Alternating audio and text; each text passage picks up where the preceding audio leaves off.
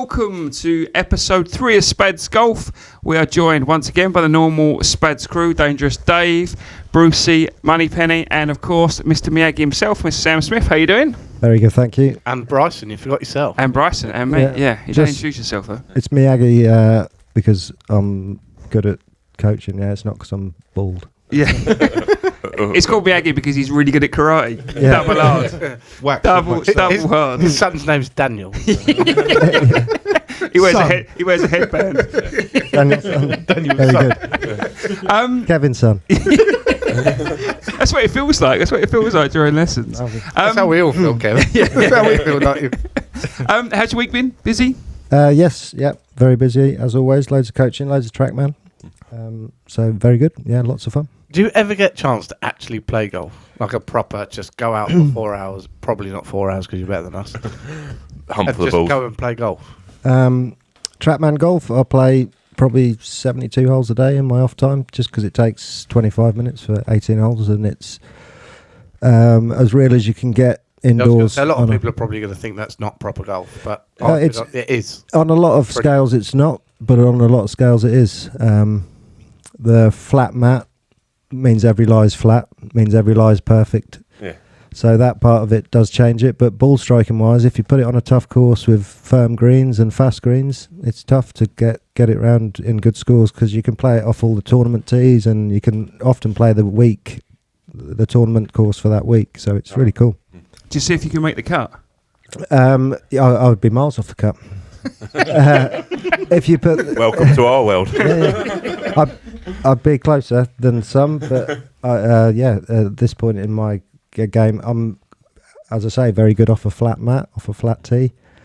I'm getting better because I play that much golf, and I've played for ages, and I can keep a track of my numbers, so I'm swinging it pretty good. And as I say, but I play probably only 15 of those 4 hour nice ones where you're on a course and using the course properly. And if I play particularly well and hit a lot of greens, it's quite simple and I do okay. But if you get me then hitting it in the hay and I'm off the side hills and things, I'll range around about. I mean, I'll shoot a few under par sometimes, and then I can be easily 6, 7, 8 over par for 18 holes because I only play 14 times. Territory, that is. Don't worry about that. Yeah. That's good golf. I enjoy it, and I try and get out as much as I can. Have to get them out. Yeah. I've experienced Dave giving you a bad line, as we talked about last week. Dangerous is the worst caddy ever. Yep. The only bogey, wasn't it? You talked about last week. Only bogey when Dave gave you I the remember it well. It's sat in my mind. You've took up my headspace for far too long now, Dave. Living rent-free, Dave. Rent-free. It's worse because I know I've taken up very little of his. Saying that, you have taken time, because I've seen him after lessons trying to put it into practice, and I've seen him capitulate. So you definitely does really well when he's playing on his own. Yeah, I do. Yeah. I've got no one to annoy me. So he played last week, Sam. He went out on his own, and shot his best ever round, and then he played with me at the weekend, and he was shit. So take from that what you want. We call him Man City at the weekend. I think a lot of people watching this will actually do that quite a lot. And I know I played a lot of golf on my own because I wanted to play and not always people to play with. And I think there's something in that. There is definitely. There's no pressure. 100% on your and basically what I summed it down to from my mind and a bit of experience is people on their own. People on their own play it more as I said in the first one of these, as a ball game. Yeah. They picture where they want it to go, and that anxiety and pressure that people put on themselves, or expectation then because he's had a good one and he wants to now show you he had a good one because he'd cracked it, and then obviously the next day. Lo and behold, he hasn't cracked it. But he needs a calculator. There's just no pressure, then. You take your time a bit more. Yeah. You haven't got to worry about chatting to your mates, and just. That's the journey, isn't it? Yeah. And you think to yourself, if I fet this up, I'll just take another one, because I'm just practicing. But you tend not to need that. Take another 20. Yeah. You take your mulligans on the Sunday anyway, though. Yeah, I do. Exactly. Mulligan golf. Yeah, but I might have to stop doing that because obviously we've got our little summer tournament coming up soon, so I want my handicap to rise. Yeah, it's going to come up. Yeah, We got our It don't matter. son on the I'm tournament. going to take it anyway. We're going to get Sam. We're going to get Sam on the tournament. We're going to get him in the comp. Feel illness coming on. So we're going to talk about putting today. So putting's a huge part. It's probably the most under practiced, I would say, in things Because it's bloody boring. impossible unless you've got a green at home. yeah, and it's boring as But hell. then again, your green's not going to be the same as anyone else's. No, But it's boring, and it's it is. It is Yeah, boring. yeah, that's fair enough. and It's all right on the mat in front of the TV for a bit. But yeah, it's okay. But then it's a mat. We'll talk about that a little bit going on. But Sam, in terms of putting, so obviously it's probably the one thing that everyone struggles with the most. For me, I'm terrible at putting. It's the only thing I don't have a system for. It's the only thing I don't have confidence for. And I think a lot of weekend golfers like ourselves are a similar sort of thing. As Lee said, it's hard to practice. First of all, what's some of the facts that we think we know in putting that aren't really facts? Like you said before, the one was like keeping your head down when we talked about Kev topping the ball before last week. Yeah. You were saying that there's a myth that you keep your head down, so I think it's not really a thing. Is there things like that in putting that's... Regards myths, most things these days have been kind of squashed, and there's enough good stuff now on YouTube to be able to cover most of the things. I'd say with putting, the issue I see the most is probably under-reading on greens. Mainly, maybe not under-reading, but under-appreciating the first bit of a putt. So most people aim at their apex, and if you aim at your apex, you'll miss low. If you think about it, like if you aimed your free kick or your corner in football at the penalty spot, it's going to miss the penalty spot, isn't it? 'Cause it's going to bend. Yeah. you've So- got to go before, after the apex. So, figuring that bit out is important for people to be able to get the thing started online. So that's quite an important one. I'd say the amount of times I hear it's right edge or it's left edge, and you can see the thing's going to move 5 inches.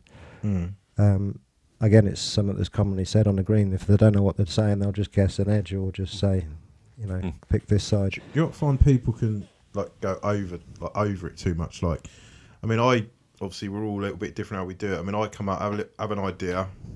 I go, right, that's what I'm going to do, and then that's what I'm going to do. Obviously, Kev can have a little look. Dave will, and they all have their ideas, and obviously you'll watch someone else's shot. But then I think sometimes you can and then by the time you're taking your shot, it's like, actually, what am I, Yeah.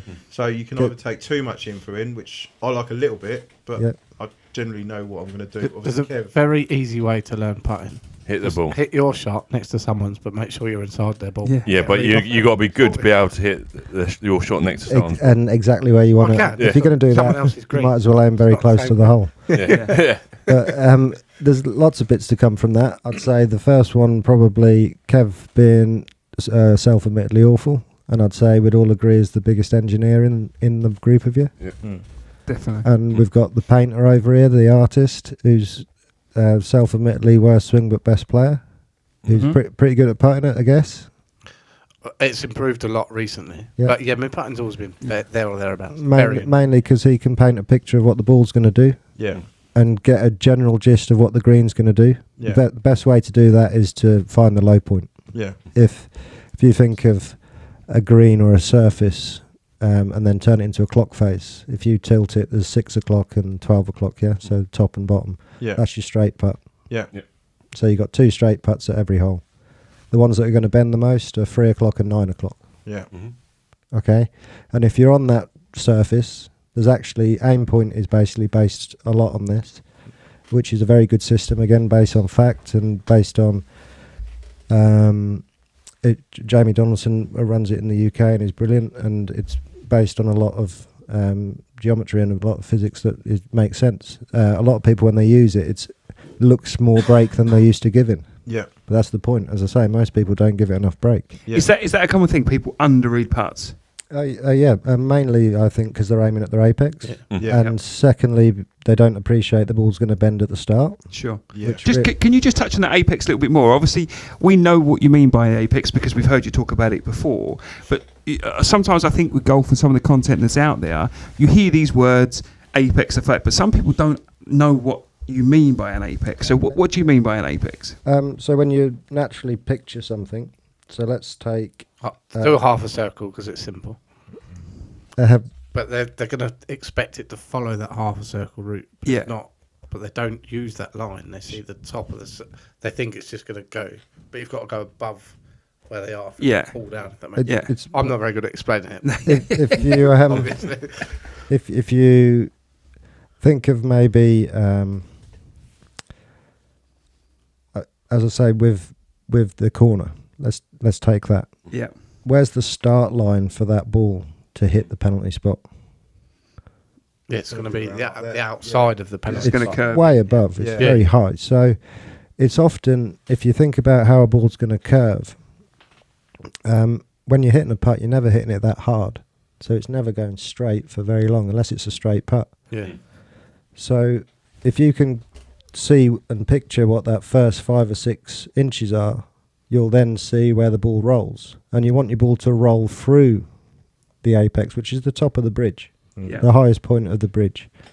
So it doesn't move like a semicircle, like this. No, that's the way people see it. They don't see it's going to go like that. It's not going to go like that. It goes straight for a bit and then it starts to take the line. Yeah. So if they were aiming at this point, it's naturally going to have been under that point. And then basically, if you get frustrated at watching your £90 million right back hitting the man at the front post, there's a bit the ball in the wrong place. and Trapman have started to get involved in football and free kicks and stuff, and I guarantee some of them have just figured out, oh right, I don't aim at the penalty spot. And everyone forgets there's pace in the ball as well. If you hit the ball, it's doing nothing but slowing down. People that's where another underreach comes in, so it doesn't, because you don't reach the right point before it starts. Yeah, so the interesting point you said there was you want it to roll through the apex and not aim at the apex. I think that's the issue that people have. They aim at it rather than getting the ball to roll through the apex. Would that be a...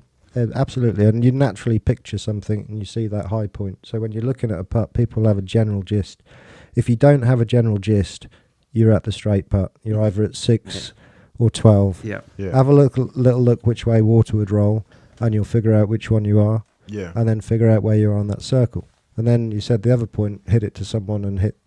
If you do get to watch someone's putt, and let's say you see you're the same distance, or let's say you use the last, if you're 6 feet away, you use the last 6 feet of that person's putt, you'll see what that's doing. Yeah. And then you can position yourself and say, well, mine's going to have to do this. Yeah.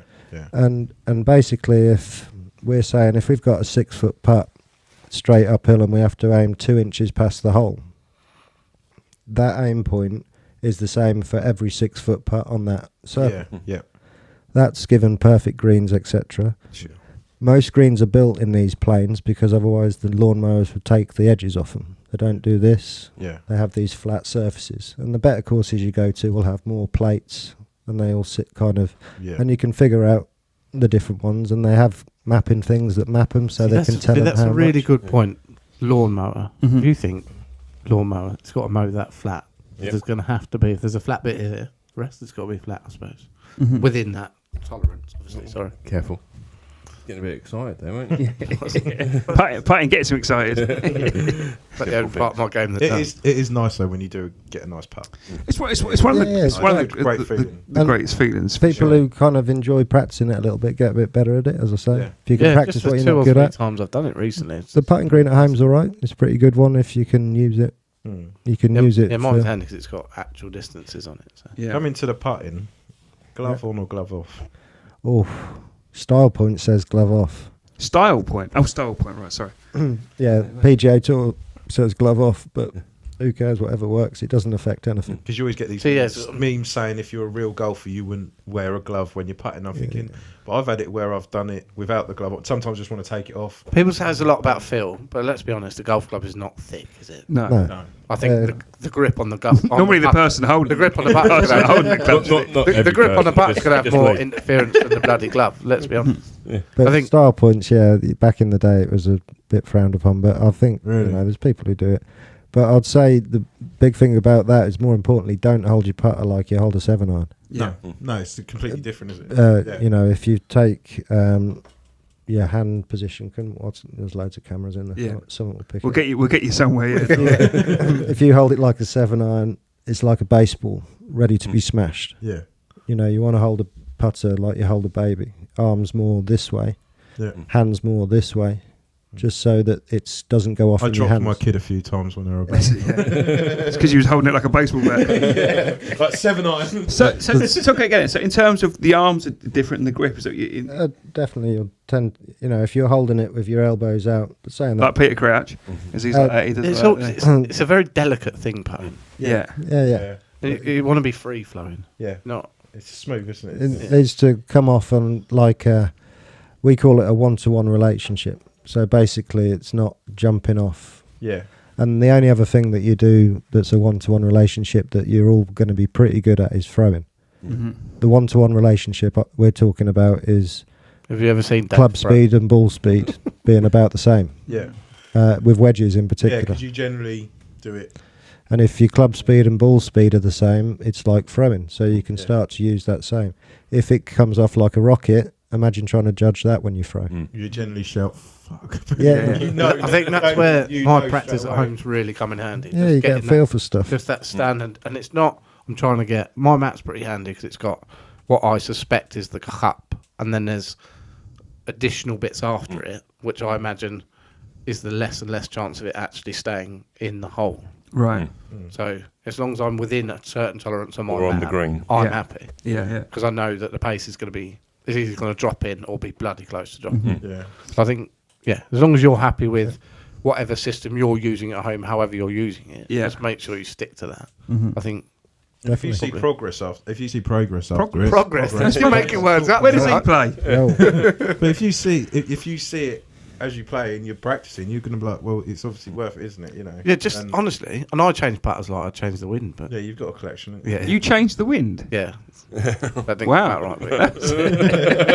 I thought of a weather instead of the weather. Well, as we mentioned practice there, Sam, I know we spoke on the phone a little bit about you think people practice putting poorly. I don't know if you want to touch on why you think people practice it poorly and what you would suggest to make putting better.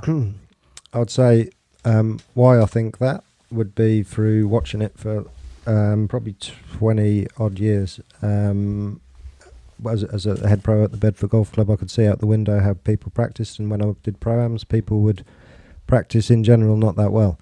By that I mean it's generally 2 or 3 balls from about 25 feet.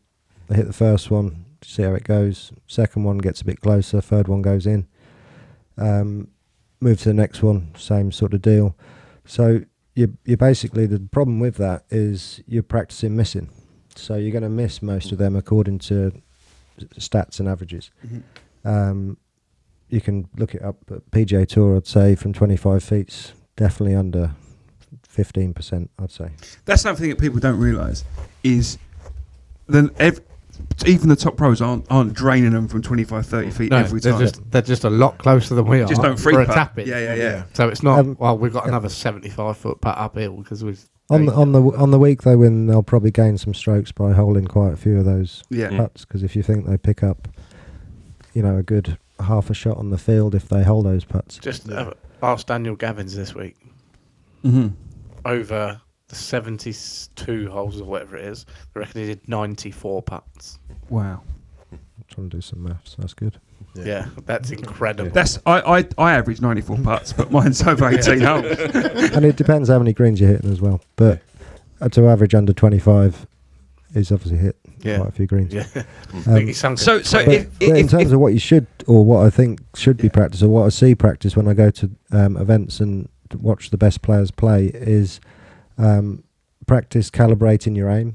So practice putting to a tee peg from about 1.5 foot, 2 foot. Work around that tee peg.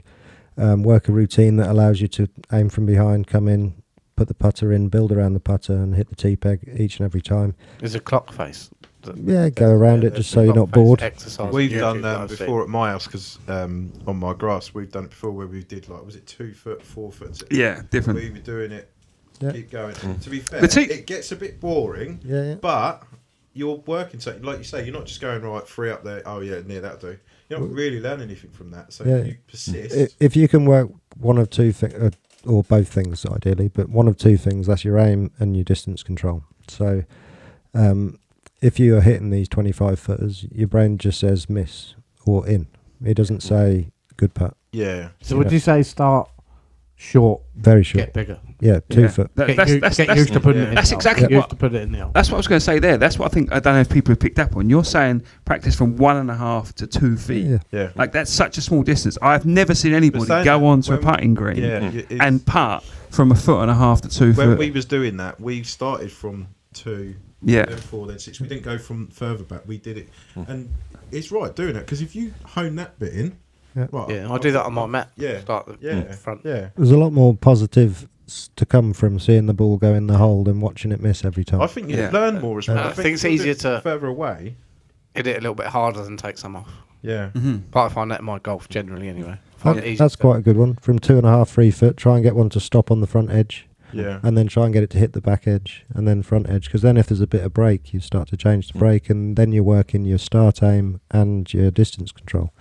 But, putting to the edge of the green, putting in the Jordan Spieth style. So, get yourself set and make sure you're aimed okay. Have a little look where you're going and then hit the putt. That's a good way to build a bit of faith that your eyes know what needs to happen. You do it, shut your eyes like Sergio. Yeah, just to practice his feel. It's just practicing trusting on that time when you're going to have that putt that you've got faith that you can build and start the thing online. Yeah. And that you've got a way of controlling distance, which is taking in information with your eyes. And I don't mean taking ages. Yeah. You can. It won't take long to, do the Mickelson thing where you take 4 paces that way, 4 paces that way, and you'll have figured out kind of what the clock face is doing. Yeah. And then from there you can make your judgment. And if you're on the high side, it's going to get close to the hole. If you're on the low side, it's going to get further away. Yeah. That's a. Putting to the edge of the green, Sam, is an interesting one as well. I've only ever seen one person do that on all the times I've been around and played, and that was someone that was considered a pro in terms of that. So can you explain to people what that, again, I know what it means, but in terms of for those that have seen it that don't really understand, what do you mean by putting to the edge of the green? What does that mean? So on the putting green or when you're doing your practice rounds, if you're putting to the edge of the green, your brain can register it as a couple of inches too hard or a foot too hard, or it's not saying in or out. Yeah. And if you're practicing 25 feet, you're saying out 85 times out of 100. So let's say you hit 10 putts. There's not going to be many putts that you're going to say, good, well done. Yeah. Also, your start aims can get reckless in that. You can hold putts with a start aim, that's 10 degrees this way, and you hit it with it 10 degrees this way, but it goes in. But your brain wouldn't know, would recognise that from 1.5 foot. If you're putting into a tee, especially, my one, I'd say just be careful with this one because I don't want to see scratched up greens and greenkeepers angry at me. But you basically just take a tee peg and lightly score a line 1.5 foot and put the tee peg in and just see what your aim is like. And if you can start to match those lines up a bit better, you'll putt better. Yeah. But, you could have a really rubbish setup going on and hold putts and think you're doing great and skip off to the next one and completely different. Yeah. Would you say styles of putter have a people aiming differently, definitely, but the style basically now is to make it pimp it out so it looks nice on the rack. So would you say getting fitted for a putt is a good thing, or does it not matter? Is it personal preference? Or? If you can afford to and it's a good fitter, then definitely, it's a club you're going to use more than any other, and people know the stuff these days. The Sam Putt Labs are really good. The putting greens they've got these days that can move and map it on. Really good. There's a really good one at T-Box in London. I used to coach up there. Brilliant set of lads down there. Really, really good professionals. Really know their stuff. But it's really cool to practice on. I think people take putting for granted. They just go and buy a putter they like, I like the look of that. But I really, when I buy a putter, I buy too many putters. But because you buy the putters because you like the look of them. But you'll always know it's about my putters. They're also heavy. Yeah, they're all barely weighted at the bottom because I know that's what I like. I love the Scotty Newport too, but I know for a fact it's not going to be heavy enough. So that's why I bought the square back because it's bigger. So saying that, so when you say styles, and again, just to clarify, for obviously different styles. Talking about a blade, talking about a mallet, talking about the spider type. So you're saying that people align different. So the same person with different putters would aim differently. 100%, yeah. Because again, I don't think that's people that weekend golfers know about. No. Some people aim a spot better than a line. Some people aim dots. Some people aim with nothing on better. Some people aim, it's what you see. The shape of the putter makes a big impact. Yeah. I'm not sure the whole thing about mallets being better for square to square putting. I don't like square to square putting because it's impossible. As long as you're on the side of the thing, it's going to have a bit of an arc. Mm-hmm. Otherwise, it's unnatural and manufactured. Mm-hmm. There's no way of possibly getting it so you can have the putter completely upright, because you're not allowed to do that. You can't straddle the line. Mm-hmm. You can't stand behind it. So I don't like the concept that mallet putters suit people who go straight to straight, because I don't encourage straight to straight. I don't think that's, as I say, I don't think that works. It puts too many spins on the ball. It's better to have an arc that follows, your distance from the ball, basically. Rather than trying to keep it straight. Do you get what I mean by that? Yeah. Mm-hmm. I do. The straight to straight style putting, if you think about it on an arc, is not square to anything. No. It is closed to open. Yeah. And that, as I say, affects the lofts a lot and is not, I don't think, very good. But, the styles of putter, definitely people aim them differently. So do the aim test as often as you can. And what do you class as the aim test? The American Golf one, I guess, or different stores. Different stores are different stores are. Wherever's got loads. Your local pro shop, if you can support them, if they've got a few putters in stock. If you're in that sort of environment, you can't obviously take it for a few rounds. You can basically put a ball 1.5 feet, 2 foot away from you and try and see how well you hit that ball. So hit one ball into another ball. Yeah, and see if you rather than to the hole. Because I'm sure the holes at American Green are funnelled. Probably. 100% they're funnelled. Never tried. That's how people buy a putter, though. How it looks. Yeah. And they hold the first two. Oh, sweet, this is the one for me. Yeah.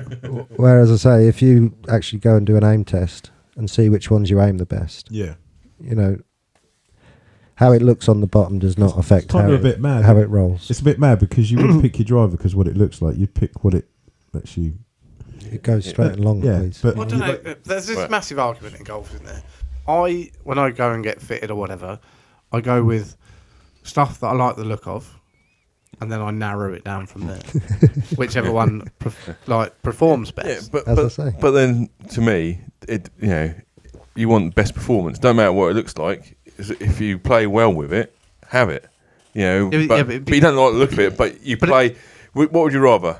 Shoot 90 all the time with clubs you like the look of, or shoot 79? It's got to come into it, in my opinion. But what would you rather? 79 or 80 every time? But I'm never going to know that because I'm always going to buy something I like the look of. I think that might come down to if you had your suggestions of what you like, but then the pro says to you, by the way, I think you might actually do better with this. And Dave, I think that might make a difference. If I had your putter in my bag, I would not be happy at all putting with that. Because it looks horrendous. I know it's got obviously sentimental value to it and stuff. Yeah, it's granddad's, isn't it? Even if I did really well with it, I wouldn't use it. Are you going to take that, Dave? Get your putter out, Dave. I wouldn't use it because I don't like the look of it. But then you might be able to putt one putt every hole. I don't care. But saying that though, is it? Would you think about changing your sentimental putter if you had one that you putted better with? Yeah, 100%. You would change it? Yeah, because I'll putt better. I'll play better. Okay. And the aim of the game is to get better. Straight away, didn't think about that, did he? No. Straight away. Yeah. Because I've still got the putter, the sentimental putter. Didn't ask so much. Just went. But if I can, drop 5-6 shots from putting because I've got a better putter. Just play on your own. You drop them shots. Yeah, I would. It's that easy, boys. It's not. It's the Indian, not the arrow, most of the time. But if you, it's the Indian, that's a great quote. It's the Indian, not the arrow. That is gold. It's definitely a short. You can have obviously something that's off with its lofts that can really mess up. Yeah, that's another thing with putting. I see a lot of people with obviously say a TaylorMade Spider, it's flat on the bottom. Yeah. They start the putter like that, and then carry on like that. I'm like. Okay. It's flat for a reason, surely. That might cause issues, but Justin Leonard stood Jerry like he was hitting a 7-iron. Lift it up slightly. And putted really well. He was the guy who held it on us in the Ryder Cup. If you I've seen a couple of people. But he's the best player, Jerry. out of us, and it works for him. I wouldn't say he's on the green. Yeah, but it works. He keeps on the fairway. That's his trick. But it helps, don't it? I'd say, you're not holding putts because you got 3 pennies in your one pocket and 4 tea pegs in the other one. No. All right, rich man. 3 pennies in the pocket. We know who's got all the money. Superstition doesn't come into it. If you can, in general, start line and work on your pace, you'll be better. Yeah. I wouldn't do lucky charms. And I think pace is but massive. if you'd like what something looks like, you're probably going to do a little bit better with it. Yeah.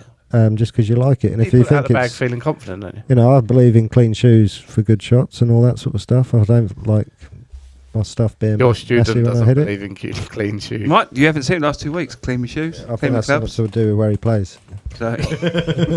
I did well yesterday. You was happy with me yesterday. In the garbage. Did very good. It's always muddy in the garbage. I was a happy. He was a happy teacher yesterday. I was shallow in the club for once in my life.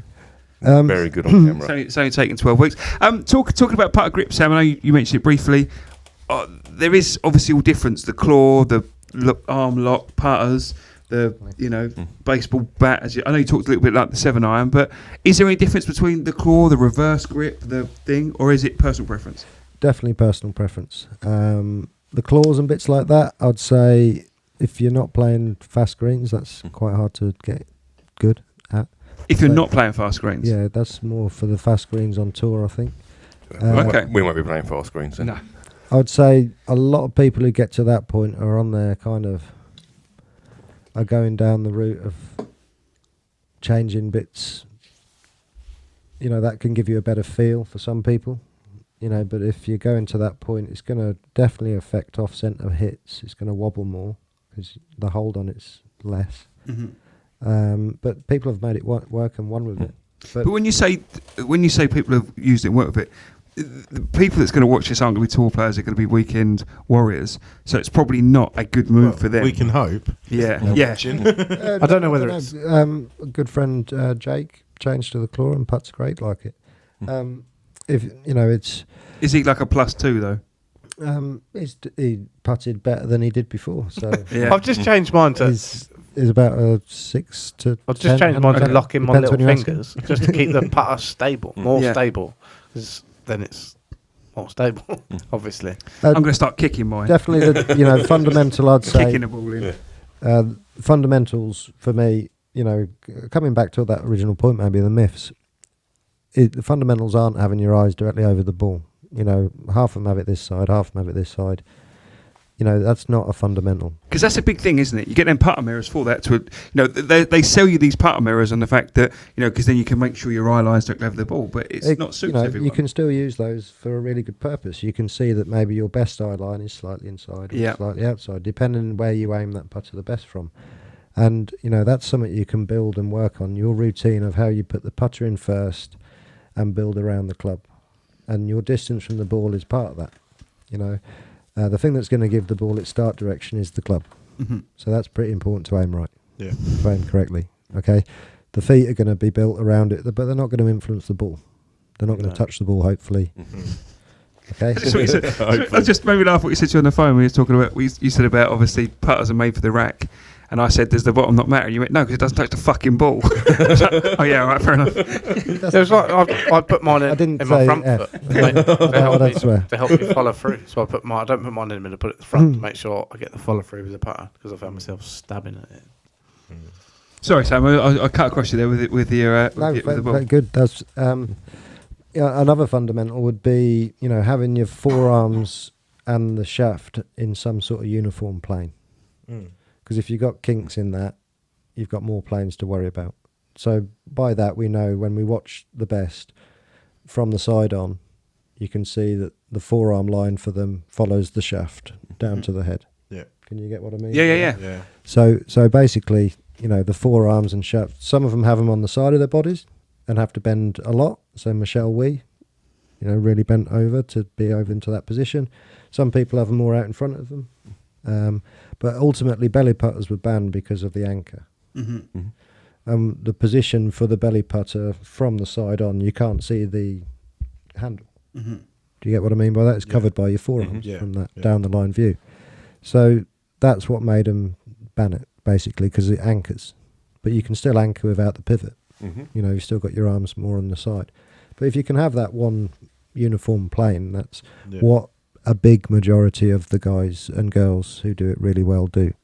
And that's so they don't have to, you know, the putter has got loft, believe it or not. It's not 0 degrees. It's got 6 degrees of loft. So if you start changing the tilts, the same face plane tilt that affects a shot off a hill, you know, if the ball's above your feet, it goes left. If it's below, it goes right. That same face plane tilt happens with a putter, but on a smaller degree, but it still would affect your start line. So that's why I recommend having one uniform plane if you can. And then you grip however you can hold it around there. As I say, that's more through here and less under here. So can you see that? Yeah. I'll do that again. Sort of underneath, that's your 4 irons, and that's your putter. So the hand's sitting more this way, just so it doesn't come off like a rocket and hinge, and you don't really want a lot of that. Yeah. Did that make sense? Yeah. Yeah. Sorry, I didn't want to go technical. No. We need technical. It's finding that balance, isn't it, in terms of, you know, making it easy to digest for people, and you know. So talking about fitting as well. I know you did briefly mention it. Is it something you do recommend putter fitting? It's probably the most underfitted club anyone ever has. I don't know any. I know people that's been fitted for clubs. I don't know anyone that's been fitted for a putter. I know the best putters in the world do. I know. Thank you. Yours was from Sports Direct, wasn't it? It was originally. It depends who it's fitted by as well. But you know, in terms of what the best do, they go and find what neck shape, what angle in terms of loft, what is optimal for their eye line, whether it be as I say, the dot or the line, whatever they aim best, whatever weight it is that they want. If they want to, you know, change the weight into the toe or the hip. The difference is they don't have to pay for it. Definitely not. That's what I'm saying. I'm saying you can putt well with the seaside putter. Can you? You know, what about the kids' plastic putter? Good putt well there. defo.